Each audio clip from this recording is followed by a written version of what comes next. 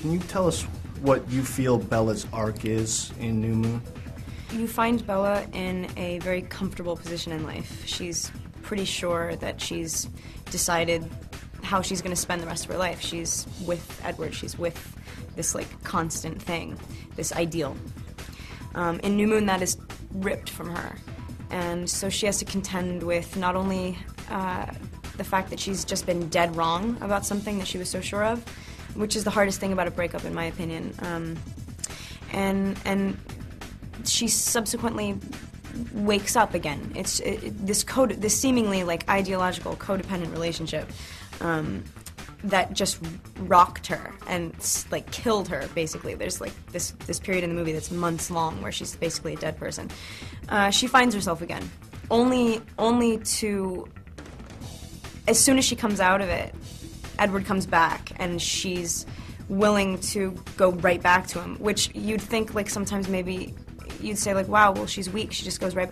It takes a really, like, self-possessed, strong person to trust yourself. And she grows up a lot. I mean, she really matures in this movie. She's finally, like, in a position where, like, you believe that she's making the right decisions for herself and that she knows herself well enough to make those decisions. But in Twilight, it's all about, like, abandon and self-discovery and, like, throwing yourself into something you don't know. And so now it's like, wow, this girl's got it together. I believe her. She knows what she wants. Really interesting aspect of the movie was the way that it started in a dream and then finishes with the same scene that's actually become reality. Mm-hmm. Is it difficult for you to keep the movie linear in your head? Because I know you probably shot it out of sequence. Yeah, that's something as an actor that's, like, always a challenge that you have to, in this case, it was hard for me to go back and forth from being in the depths of, like, what I could only imagine death would feel like.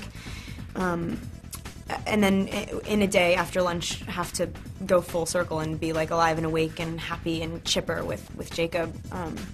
That's hard, definitely, but that's our job. You know, you never shoot a movie in sequence, so, like, it is your job to have the whole thing in mind and be able to act impulsively and be organic, like, you know, just be in the moment.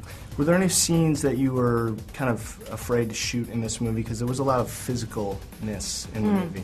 Yeah, I mean, the emotional aspects of this character are, like, absolutely in the physicality as well. I mean, she's, like, she permeates.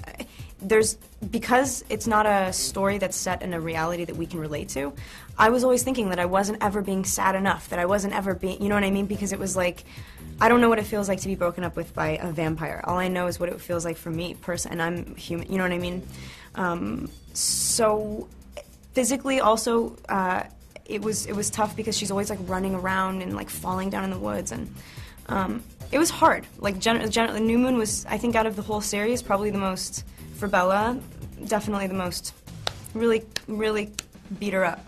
And how about the motorcycle riding? Was that difficult for you? Had you ever ridden a motorcycle before? No, I don't like motorcycles either, at all. Like, I think the whole idea of that, I was on a rig. You can talk to Taylor about being cool and riding motorcycles because he did it, and I didn't. I was on, like, this thing that sort of, like, floated me around. I looked so you actually didn't have to ride the motorcycle itself? No, I was just sort of, like towed. I looked absurd. Now, after having been together making these movies for 2 years, you guys must feel like family. Yeah. It makes it so much easier, too. Especially doing movies in between. I mean, the second you walk back to set and you see everybody, it's like you know your place, and you know... We have very established dynamics that sort of can't be messed with. I mean, just like the book... I mean, and it's so funny how the book sort of informs them as well. It's like, I'm so lucky to have my cast. And in those 2 years that you've been making these movies, your fame has just exploded. How has your life changed in having to deal with the constant attention from the media and the paparazzi? It's changed in that it's completely, it's changed in that I had to fight to get my movies out before, and now people are sort of in waiting to see, like, what we're all going to do next, and that's the coolest thing ever. So that's a change. And then, and just in terms of, like, personal day-to-day life, this is probably the most intense that it's going to get at this point. It feels fleeting. It feels like it's going to go. You know what I mean? Like, so I'm not too worried about it. I'm a pretty private person, and you can be private and open at the same time. I think I'm going to... Yeah, I don't claim to know anything. I'm just trying to it's all good. I'm just like sort of like rolling with it. What are some of the most ridiculous things that you've seen written about you? People think that I'm anorexic and pregnant, which is really funny. It's to an me. unusual combo. Yeah.